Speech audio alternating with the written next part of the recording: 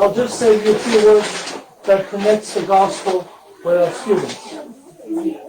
My favorite line from this gospel is, which I took the liberty and changed it in English when I was reading it. The English text says, I don't have a man. The word man in English has a wide meaning. It doesn't only mean male. It means humanity. But the Greek word is anthropos, which means humanity, which means human being.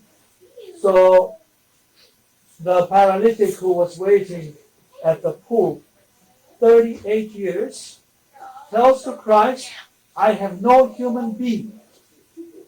It's very interesting that the evangelist at the end says, Jesus had taken off, and this man couldn't see him because there was a big crowd.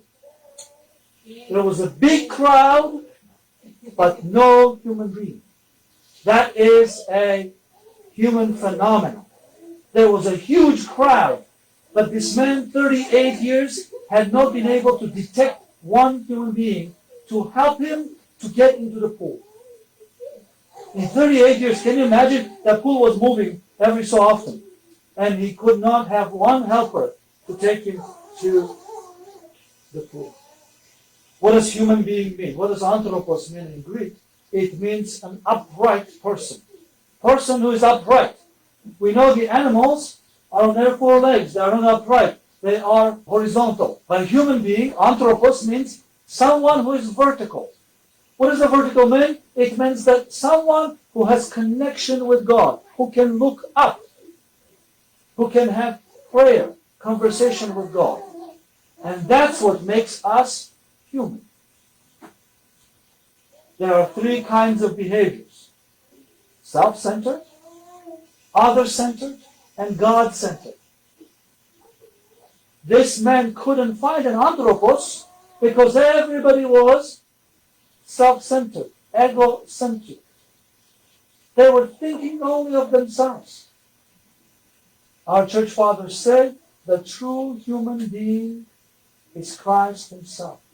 For 38 years, this man waited for the true human to show up and help him to get well.